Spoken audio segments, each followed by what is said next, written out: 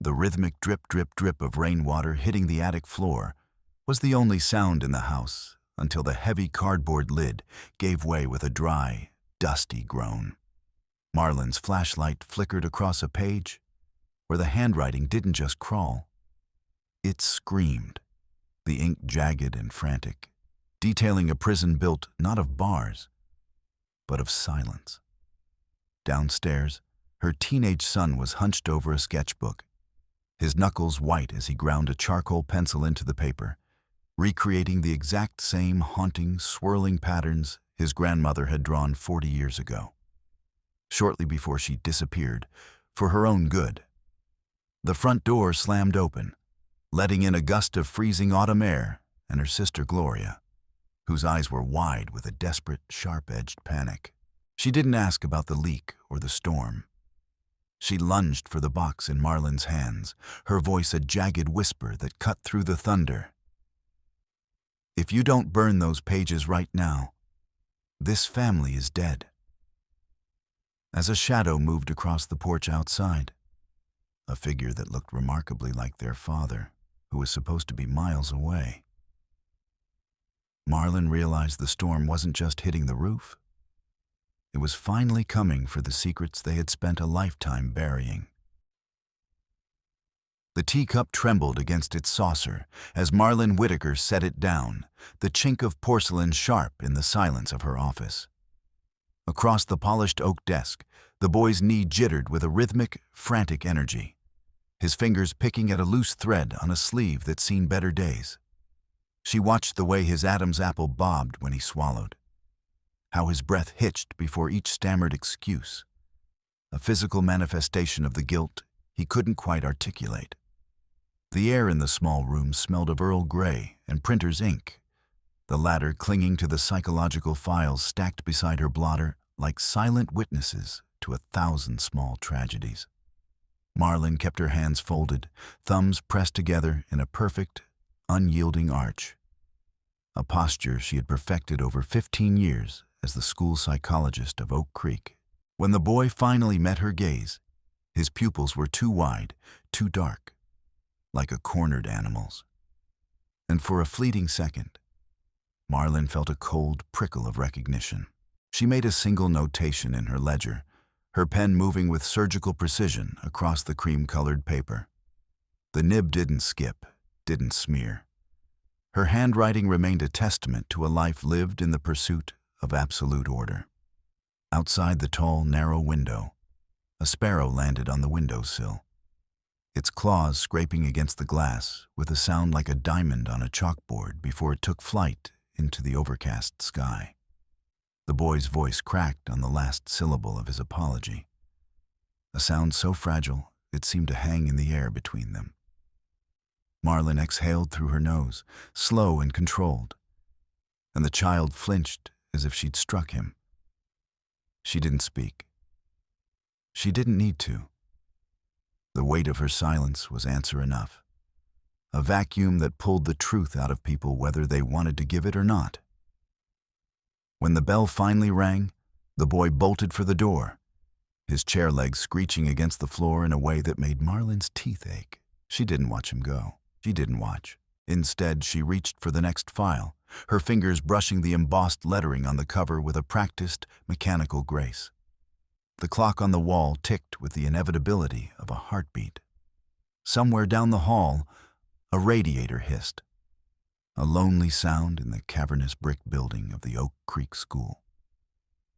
She allowed herself one deep breath, feeling the constriction of her blazer before turning the page. The boy's file joined the others in the completed tray, its edges perfectly aligned, a small victory of structure over the chaos of human emotion. Walking home through the winding streets of Oak Creek, Marlin felt the familiar weight of the town pressing in on her. Oak Creek was a place where time seemed to have congealed like cold gravy. The houses, mostly two-story cottages with peeling paint and narrow windows, stared back at her with a judgmental indifference. The town was split by a narrow, sluggish river, and as she crossed the stone bridge, the dampness of the air clung to her skin. Everything here was a shade of muted gray or faded green, a palette of exhaustion. She passed the general store and the old well on the central square, nodding to neighbors whose names she knew but whose lives she kept at a clinical distance. This was her sanctuary and her cage, a place where her reputation as the pillar of stability was both her shield and her burden. The Victorian house she shared with James and their son, Eric, stood on the edge of town, a structure of red brick and gray slate that looked like it was holding its breath. As she approached the gate, a low rumble of thunder rolled over the hills, and the first heavy drops of an autumn storm began to pelt the pavement. By the time she reached the porch, the sky had turned the color of a bruise. Inside, the house was cool and smelled faintly of lavender and old wood. But as she stepped into the foyer, a rhythmic drip, drip, drip caught her ear. She followed the sound to the upstairs hallway, where a dark stain was spreading across the ceiling like an ink blot test. Panic, sharp and unwelcome, flared in her chest. Order was being compromised. She climbed the narrow, creaking ladder to the attic, her breath coming in short, shallow bursts. The attic was a graveyard of things forgotten. Broken furniture, trunks of moth-eaten clothes, and stacks of newspapers that had yellowed into the color of nicotine. The air was thick with the scent of mold and stagnant time. Armed with a flashlight, Marlin navigated the maze of junk, the beam cutting through the gloom to find the source of the leak. Rain was lashing against the roof, a frantic drumming that mirrored the pounding in her ears. She pushed aside a heavy, damp rug, and her foot caught on the corner of a cardboard box. It wasn't the leaks that stopped her heart, however. It was the name scrawled in faded ink on the side of the box. Marlin Whitaker, her mother's name. A name that had been a hushed whisper in their house for 20 years, a name associated with delicate nerves and unfortunate spells. Marlin knelt on the dusty floorboards, the flashlight trembling in her hand. She pried open the lid, expecting old lace or perhaps a collection of pressed flowers. Instead, she found journals, dozens of them, bound in cheap leather and fraying cloth, their pages swollen with moisture but the ink still violently legible. She picked up the topmost volume, dated the year Marlin turned 9. As she flipped through the pages, the surgical precision of her own life seemed to shatter. These weren't the writings of a woman who was merely sad or tired, as her father Raymond had always insisted. They were the chronicles of a mind under siege. Evelyn wrote of walls that breathed, of voices that sang from the plumbing, and of a terrifying, crushing weight that Raymond had tried to cure with isolation and silence. He locks the door from the outside now. One entry read, the handwriting jagged and desperate. He tells the girls I am resting. He tells the town I am away visiting my sister. I am not away. I am in the dark, and the dark is growing teeth. Marlin felt a wave of nausea. The foundation of her reality, the belief that her father had been a stoic protector and her mother a tragic, weak vessel, began to liquefy. She realized with a jolt of horror that the structure she craved, the control she exerted over every aspect of her existence, was a mimicry of the very cage Raymond had built for Evelyn. The storm outside intensified, a branch clawing at the attic window like a desperate hand. And Marlin sat amidst the ruins of her family's history, the dampness of the attic seeping into her bones. The next few days passed in a blur of professional performance and private unraveling. At school, Marlin found herself staring at the students, wondering which of them were living in houses built on similar lies. Her voice remained steady, her advice remained sound, but internally, she was listening to the echoes of her mother's journals. The structure she preached felt increasingly like a lie. When she returned home on Tuesday, the house was unnervingly quiet. James was still at work, but Eric was home. She found him in the living room, hunched over a sketchbook. Usually, Eric was a quiet, compliant boy, the perfect son she had raised to be invisible and orderly. But as she stood in the doorway, she noticed the tension in his shoulders, the way his knuckles were white as he gripped a charcoal pencil. "Eric?" she asked softly. He didn't look up. The charcoal moved in frantic, violent arcs across the paper. Marlin stepped closer, looking over his shoulder, and her blood turned to ice. He wasn't drawing a landscape or a figure. He was filling the page with black, swirling vortices, spirals that looked exactly like the doodles she had found in the margins of her mother's journals. The pencil snapped under the pressure of his hand, leaving a jagged black scar across the paper. "It won't stop," he whispered, his voice sounding like it was coming from a great distance. "The noise, it's like static." Marlin reached out to touch his shoulder, her heart hammering against her ribs. "Eric, look at me. It's just stress. You've been studying too hard. We can fix this. We just need a plan, a schedule." "Stop it!" Eric screamed, spinning around. His eyes were wide, the pupils dilated until the iris was just a thin ring of gray. He looked exactly like the boy in her office, exactly like the descriptions of Evelyn in her final days. He shoved the sketchbook off the table, and it hit the floor with a heavy thud. "Stop with the plans. I can't breathe in here. You're just like Grandpa, always measuring everything, always pretending." He bolted from the room, his footsteps thundering up the stairs. A moment later, the sound of his bedroom door slamming shut echoed through the house, followed by the distinct click of a lock. Marlin stood in the center of the room, the charcoal dust staining the rug, feeling the walls of her own life closing in. The symptoms were there. The legacy she had tried so hard to outrun had found her son. The following morning, the front door of her house was thrown open without a knock. Gloria, Marlin's younger sister, stormed into the foyer, smelling of rain and cheap menthol cigarettes. Gloria was the jagged edge to Marlin's smooth surface, blunt, angry, and perpetually on the verge of a breakdown. "I know you found them," Gloria said, her voice a low hiss. She didn't take off her coat, which was dripping onto the hardwood. "Dad called me. He said you were poking around in the attic." Marlin straightened her spine, her fingers digging into the edge of the mahogany console table. "They were in a box, Gloria. Under a leak. I was trying to save the house, not dig up the past."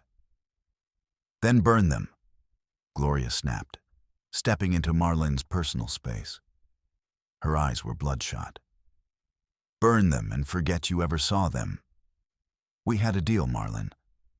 We decided years ago that the story was that she was sick. Just sick. Not whatever is in those books. She wasn't just sick, Gloria. She was imprisoned. And Eric..." Marlin's voice faltered. "Eric is showing signs. He's drawing the same things.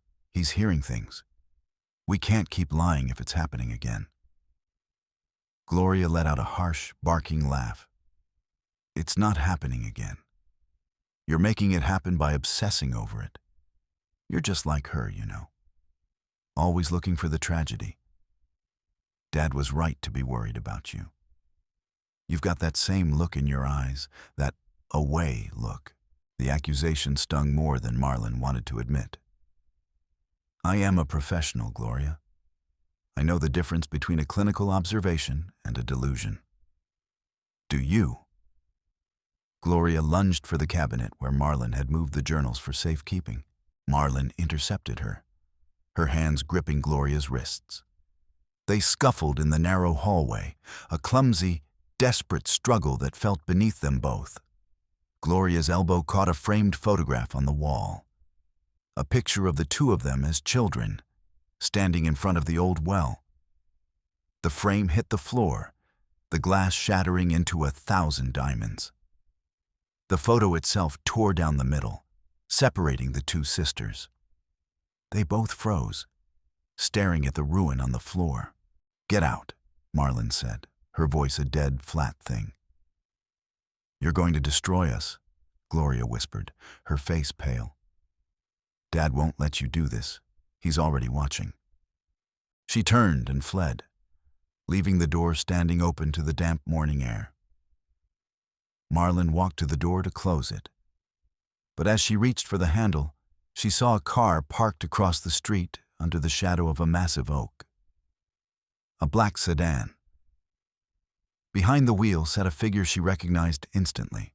The rigid posture, the silver hair, the way he watched the house as if it were a specimen under a microscope. Raymond.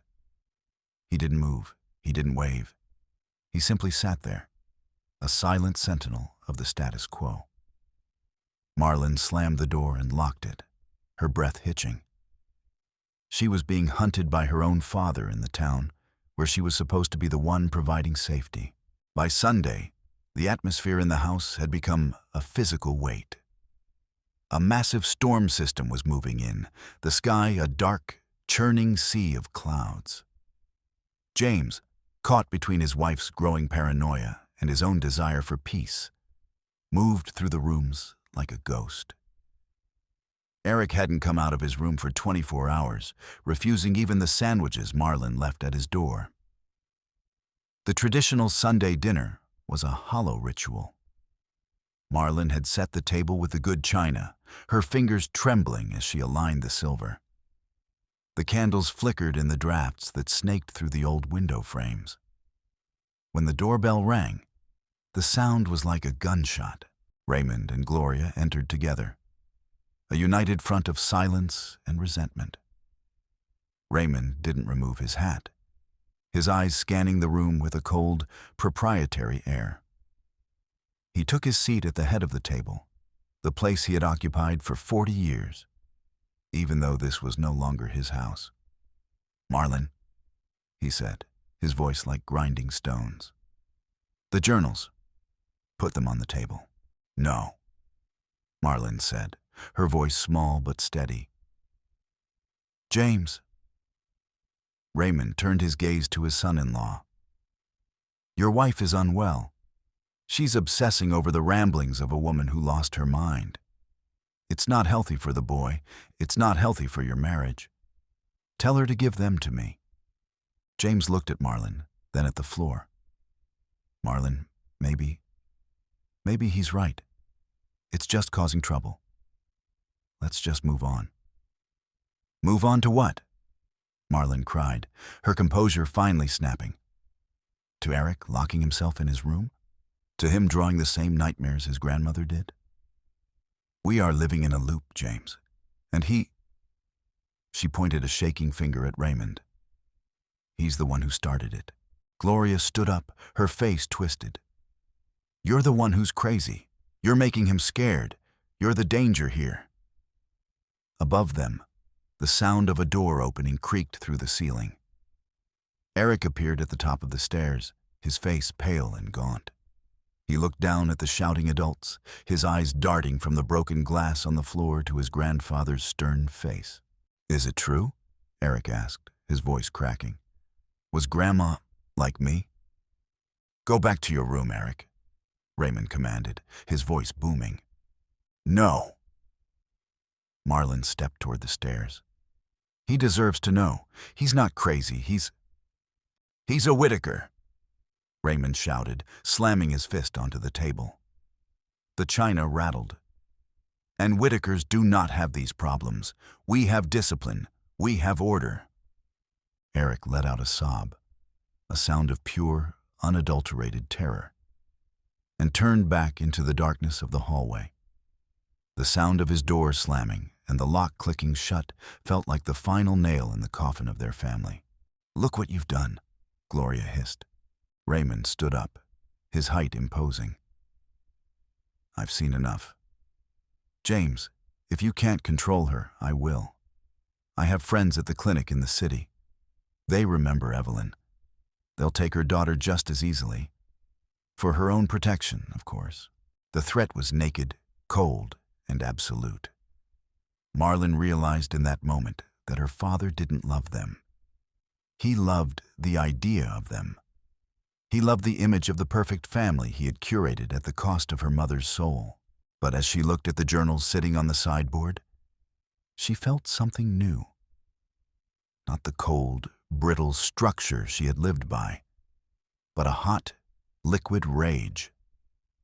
She grabbed the journals and threw them onto the dinner table, right into the center of the roast chicken and the spilled wine. "You want them?" she screamed, the sound tearing from her throat. "Then listen to what you did." She ripped open a book and began to read. She read about the nights Evelyn spent crying in the cellar. She read about the bruises Raymond had left on her soul. She read about the treatments that were nothing more than psychological torture. Raymond tried to grab her, his large hand clamping onto her arm, but Marlin didn't stop. She read louder, her voice rising above the wind that was now howling around the eaves of the house. She read until Raymond's face went from red to a sickly, ashen gray. She read until Gloria was curled in her chair, her hands over her ears, sobbing. "It's a lie!" Raymond wheezed. But the weight of the words, the sheer volume of the evidence, was too much. The journals weren't just paper. They were a witness. James stood up and walked to the door. He didn't look at Raymond. He looked at the floor, then at Marlin. "Get out," he said to his father-in-law. "Get out of my house." The transition was sudden. The power dynamic that had held for decades collapsed in a single evening. Raymond, suddenly looking every bit of his 70 years, shuffled out into the storm, followed by a shattered Gloria. Marlin stood in the quiet of the dining room, the journals scattered like fallen leaves. She felt hollow, exhausted, but for the first time in her life, she felt solid. She walked up the stairs and knocked softly on Eric's door. "Eric, it's Mom, they're gone." The lock clicked. The door opened. Eric looked at her, his eyes searching hers. "Am I going to be okay?" he asked. Marlin took a deep breath. She didn't offer a schedule. She didn't offer a plan. She reached out and pulled him into a hug, holding him with a fierce, messy, unorganized love. "I don't know," she whispered. "But we're going to be honest, and that's where we start." Outside, the storm began to break. A sliver of moonlight pierced through the clouds, illuminating the wet streets of Oak Creek. The leak in the attic was still there, but as Marlin sat on the floor of her son's room, she realized she didn't need the house to be perfect. She just needed it to be real. The silence of the house was no longer a vacuum. It was a space, waiting to be filled with something new. For the first time, Marlin Whitaker wasn't just a psychologist or a daughter or a wife. She was a woman who had finally stopped holding her breath.